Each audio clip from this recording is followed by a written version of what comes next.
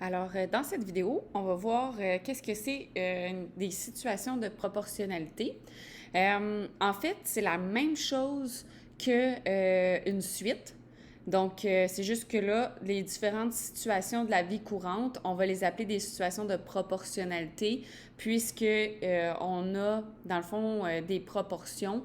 Il y a quelque chose qui augmente ou qui diminue toujours dans le même rapport ou le même taux.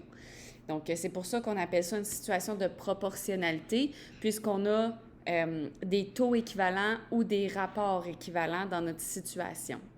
Je vais vous donner des exemples là, de la vie courante dans la vidéo. Euh, donc, dans une situation proportionnelle, ce que vous devez savoir, c'est ce que je viens de dire. Donc, les valeurs qui lui sont associées donnent lieu à des rapports ou des taux qui sont équivalents. Ça, c'est hyper important pour avoir des proportions, d'où vient le mot une situation proportionnelle. Donc, il faut qu'il y ait absolument des rapports ou des taux qui sont équivalents. On peut appeler la situation de proportionnalité de différentes façons. Par exemple, en secondaire 3, et ça, je veux que vous le reteniez pour l'année prochaine, vous allez l'appeler la situation de variation directe, ou nous, cette année, on va utiliser souvent situation proportionnelle. OK? Donc, c'est exactement la même chose. Et deuxième chose que vous devez savoir, super important, une situation proportionnelle ou de variation directe commence toujours par l'origine du plan cartésien. Donc, elle passe toujours par le point 0, 0. Donc, il n'y a pas de valeur de départ, il n'y a pas de constante.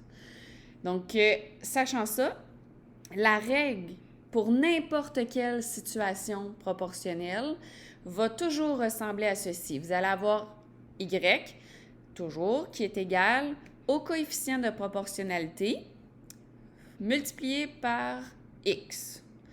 Donc, il n'y aura pas de constante, il n'y aura pas de valeur de départ. Et le coefficient de proportionnalité, c'est exactement la même chose qu'on a vu dans les règles et les suites. C'est la raison ou la régularité. OK? Donc, les bons. C'est exactement la même chose, c'est juste qu'on utilise des mots différents. Donc, la règle d'une situation proportionnelle va toujours ressembler à ça. Y est égal au coefficient fois X. Donc, dans une table des valeurs, là, on a un exemple concret. Admettons que moi, je vends des revues. OK? Et mes revues, dans le fond, si on regarde dans la table des valeurs, si j'en vends aucune revue, ben je vais faire aucun argent. Ça va me coûter absolument rien si j'achète aucune revue. Si j'en achète une, ça veut dire que ça va me coûter, dans la table des valeurs, 3 dollars. Donc, techniquement, c'est 3 dollars pour chaque revue vendue. OK? Ensuite, si tu en achètes deux, c'est le double, donc 6, 3, etc. Donc, vous aurez compris. Donc, ça, c'est une situation qui est proportionnelle. Et on a un taux dans ce cas-ci. On a 3 dollars par revue. Donc, ça, c'est notre taux unitaire. Et tout ça, donc le 2, 6, 3, 9, 4, 12, 5, 15, ce sont des taux qui sont équivalents à notre taux unitaire. Donc, c'est pour ça que c'est une situation qui est proportionnelle. Et n'oubliez pas, la situation proportionnelle passe toujours par l'origine du plan cartésien. Donc, quand vous voyez dans votre table des valeurs qu'on a le point 0, 0, automatiquement, c'est une situation qui est proportionnelle. Donc, ça, c'est une des façons de la reconnaître dans une table des valeurs.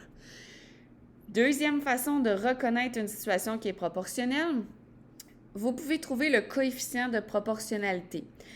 Pour ce faire, il y a deux méthodes. Vous pouvez y aller avec la multiplication. Donc, vous devez vous poser comme question 1 fois quoi qui donne 3, donc c'est fois 3. Ensuite, 2 fois quoi donne 6, c'est fois 3. Et si ça donne fois 3 à tous les coups, comme dans ce cas-ci, automatiquement, c'est une situation qui est proportionnelle. Donc, on peut y aller de cette façon-là. Ou vous pouvez aller à l'inverse et diviser. Moi, c'est le truc que j'utilise toujours en passant. Vous divisez la variable y par la variable x. Donc, on fait l'inverse de la multiplication. Donc, si vous faites, par exemple, 3 divisé par 1, ça donne 3. 6 divisé par 2, ça donne la même chose. 9 divisé par 3, donc vous aurez compris le principe. Lorsqu'on divise le coût par la quantité de revues, ça nous donne 3 à tous les coups. Donc, ce sont des taux, comme je vous disais tout à l'heure, qui sont équivalents, qui donnent la même chose, qui est 3. Donc, le coefficient de proportionnalité dans ce cas-ci, c'est 3. Et là, à partir de là, on est capable de trouver, par exemple, la règle de cette situation-là avec ce qu'on a vu tout à l'heure. Donc, en ayant trouvé le coefficient de proportionnalité, on sait que la règle d'une situation proportionnelle, c'est toujours Y est égal au coefficient de proportionnalité fois X. Donc, ce qu'on va faire, c'est qu'on va remplacer le coefficient de proportionnalité par 3 dans ce cas-ci. Alors, on aurait, dans l'exemple précédent, Y est égal à 3X comme règle. Et vous pouvez vérifier si votre règle est bonne. Donc, si on remplace la quantité de revues par 3, donc qui est le X, la valeur de X, par 3. 3 fois 3, ça donne 9. Donc, est-ce que ça coûte 9 $? Oui. Allez voir dans votre table des valeurs. À chaque fois qu'on achète 3 revues, ça coûte 9 $. Donc, notre règle fonctionne. Maintenant, dans un graphique, donc là, je vous ai représenté la situation dans un graphique. J'ai mis mon titre, les revues. Sur l'axe des X, c'est la quantité de revues qu'on achète. Et sur l'axe des Y, c'est le coût.